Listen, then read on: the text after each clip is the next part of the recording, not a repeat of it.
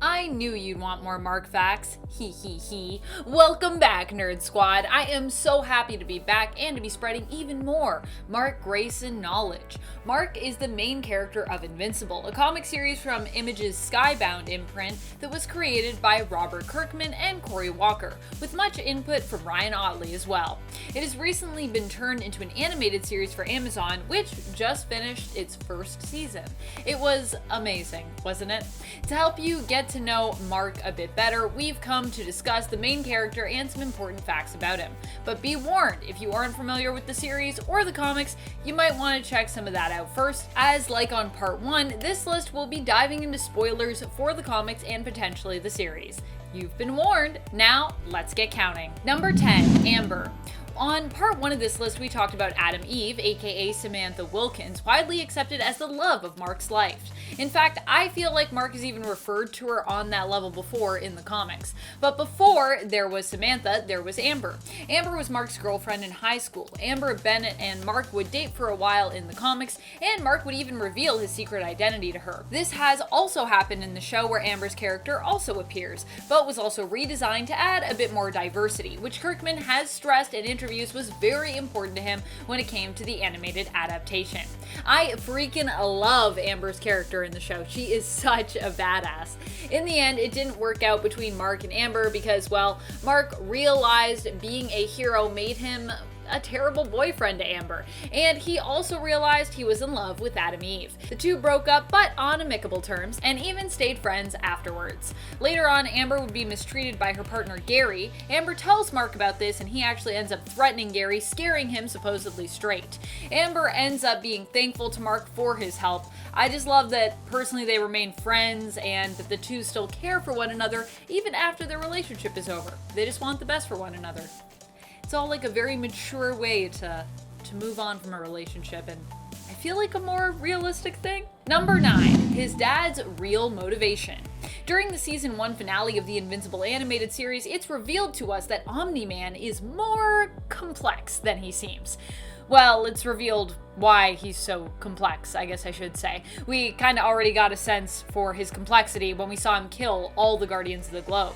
Here we learn that he is more villain than hero, or really is sort of a bit of both, depending on how you look at it. He revealed that his true purpose for coming to Earth was to conquer it, and that he expects Mark to help him in doing so. The Viltrumite Empire seems to have a history of conquering other worlds. Their planet and culture focused on making their bloodline and people stronger by fighting against one another until only the strongest Viltrumites were left. They also became even more invested in exploring and conquering other worlds when they were exposed to the Scourge virus, a virus created by the Coalition of Planets, and more specifically, the Viltrumite traitor Thaddeus, who was not down with all the conquering that they were doing, apparently. This virus wiped out most of the Viltrumite population, which meant they needed to find new worlds where they could resettle and mate in order to build their population back up again. And friends, before we move on to this next spot, if you are loving this list, you want more like it, be sure to show us by giving it a thumbs up. Number 8, Anissa. For a time, the Viltrumites actually attempt to repopulate their race, hiding undercover on the planet Earth, disguised as humans. They are meant to be seeking out humans to mate with so that they can help repopulate the race. It's their mission.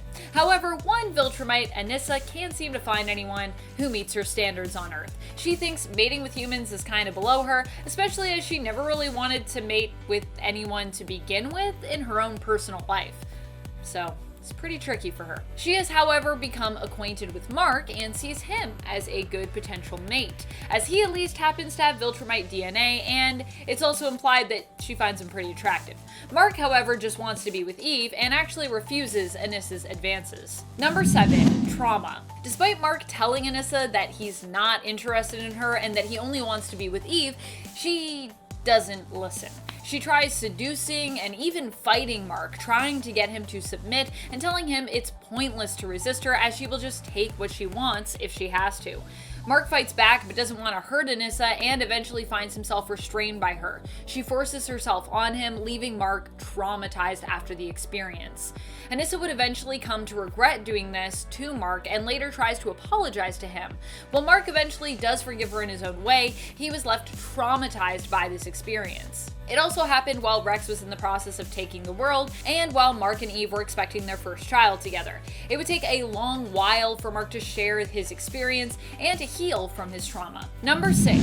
Scourge virus. Mark himself at one point ends up being infected by the Scourge virus, and this is a newer strain meant to dominate even the strongest of immunities and the strongest of Viltrumites, or in Mark's case, half Viltrumites. Fortunately, he got some help from Dinosaurus, and Mark would eventually recover, though he would temporarily lose his powers because of the Scourge virus, even completely busting his arm during a fight in issue 91, realizing the virus had affected his durability. Number 5. He's royalty. It's later revealed that Nolan is actually the son of Argel, the former leader of the Viltrumite Empire, or Argel, who was killed by Thaddeus. Once he learns of this, Thrag, or Throg, who is the current ruler and Grand Regent of the now small empire, decides he cannot let Nolan live. He attempts to kill Nolan, but in the end is stopped by fellow Viltrumites who, once learning of Nolan's true heritage, think of him as their true ruler. Eventually, Nolan is made the emperor of the Viltrumite Empire, meaning that Mark is the heir to the empire and basically a Viltrumite prince. And of course, later on, Mark himself would become the emperor of the Viltrum Empire. Number 4. Marky. Marky, or Marcus, is Mark's child with Anissa. Yep, she did end up conceiving a child by him. And as I said, she did attempt to return and apologize to Mark, but she was unable to get to him as Eve, who knew of what she did to Mark and Nolan, basically held her off. Anissa would go on to find a human mate in Scott Murphy and have a daughter, Molly, with him. However, Anissa would die protecting Eve during the Viltrumite War and would actually never be able to tell Mark about his son because of this.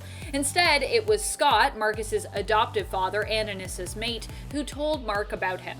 Mark would occasionally visit with Marky, accepting him as part of his family, but would inevitably leave him behind when the Viltrumites left Earth to venture out to space, becoming heroes to distant worlds, as his dad years ago had originally claimed that they were. Mark told Marcus he'd need to stay behind to be a hero on Earth, a sort of white lie to ensure that Marcus wouldn't have to leave his father, Scott, who did not want to go to space. Marcus would eventually take up Mark's mantle of Invincible, and it's implied he eventually left Earth searching space for Mark, who he had come to resent, believing that Mark had actually abandoned him on Earth.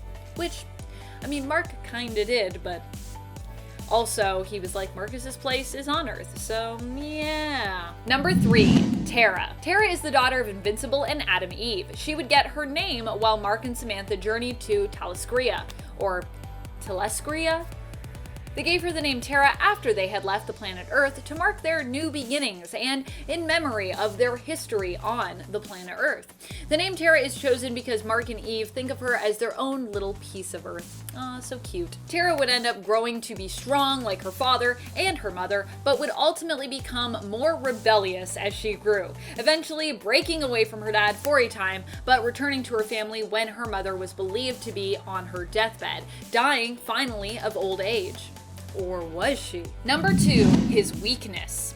On part 1 of our list, we talked about Mark's power set and how it came from his Viltrumite heritage. And now we're going to dive into something else that also comes from his Viltrumite heritage, his weakness. Like all Viltrumites, Mark's weakness is his ears. Viltrumites' equilibrium is what gives them their powers of flight, which is all achieved through their very complex inner workings of their ears.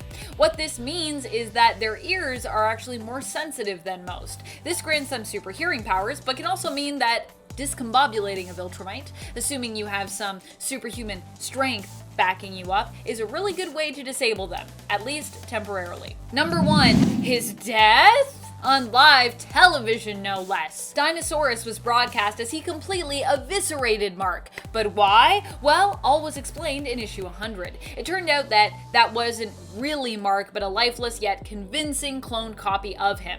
Dinosaurus ended up creating the clone thinking it could be of use, but then saw an opportunity to get rid of Mark, killing him so that he could be free from his old persona, free from the responsibilities of being a hero, free from the judgments of the world, free to join join Dinosaurus in saving the world.